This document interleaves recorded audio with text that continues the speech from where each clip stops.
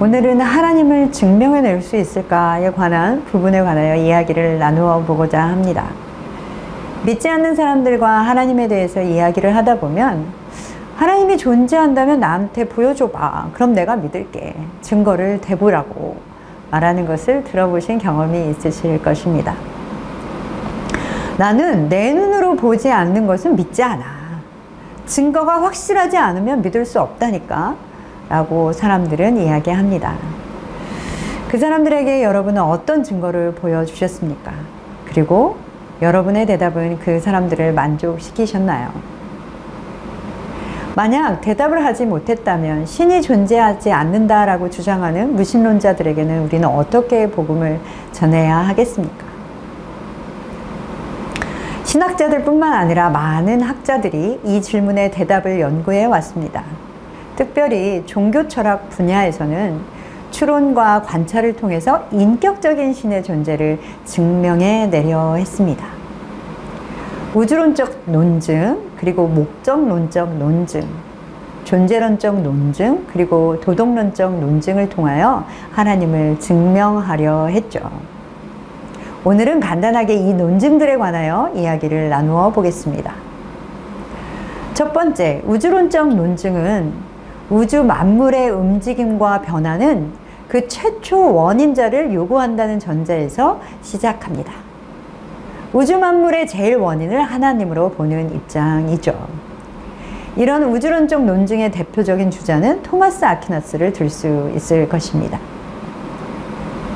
다음은 목적론증 논증입니다. 자연세계의 질서와 규칙성이 존재한다라는 것은 그 배후에 그것을 설계한 존재가 있음을 말한다라고 보는 것이죠. 우주 만물을 설계하고 그것에 목적과 질서를 부여하신 분이 하나님이시다라는 입장입니다. 영국의 윌리엄 팔리가 대표적인 인물입니다. 세 번째는 하나님은 이런 분이시다라는 개념의 정의로부터 하나님의 존재가 논리적으로 자연스럽게 도출된다라는 입장을 가지고 있는데 이것이 바로 존재론적 논증입니다. 중세신학자 알셀름은 이렇게 주장하죠. 하나님은 그분보다 더 큰 존재를 생각할 수 없는 분이다 라고 하나님을 정의했습니다. 그리고 이 정의로부터 하나님의 존재를 증명하고자 했습니다. 그러나 이것은 존재를 증명하려는 시도라기보다는 자신이 만난 하나님에 대한 개인적인 신앙 고백으로 받아들일 때 더 의미가 있는 방법입니다. 하나님의 존재를 또 증명하되 도덕론적으로 논증하려고 시도했죠. 인간의 마음속에는 보편적으로 심겨진 도덕성이 있는데 이 도덕성의 근원을 하나님의 존재가 요구된다라는 주장하는 것입니다. 대표적인 학자로는 C.S. 루이스를 들 수 있을 것입니다. 시간상 이 논증들에 관해서 간단하게만 이야기해 보았습니다. 그러나 이 방법들에 앞서 우리가 기억해야 할 것이 분명히 있습니다. 그것은 하나님의 존재는 증명의 대상이라기보다는 믿음의 대상이라는 것입니다. 히브리서 11장 1절은 믿음은 바라는 것들의 실상이요 보지 못하는 것들의 증거다라고 말씀합니다. 믿음은 보이지 않는 세계와 그리고 아직 우리에게 다가오지 않은 소망의 세계를 보고 확인하도록 해줍니다. 그렇기에 믿음은 보이지 않는 세계를 보는 영적인 눈입니다. 하나님이 우리 눈에 보이지 않는다는 그 사실로 인해 하나님은 존재하시지 않는다라는 결론을 내리는 것은 공기가 우리 눈에 보이지 않는다고 해서 공기가 존재하지 않는다라고 주장하는 것과 같은 것입니다.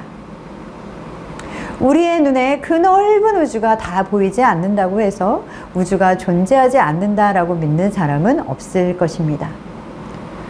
우리는 지금 이 순간에도 육신의 눈으로 볼 수 없지만 많은 것들을 믿으며 의지하고 살아가고 있습니다. 공기가 존재한다는 것을 굳건하게 우리가 믿기 때문에 숨을 쉬지 못할까 걱정하지 않습니다.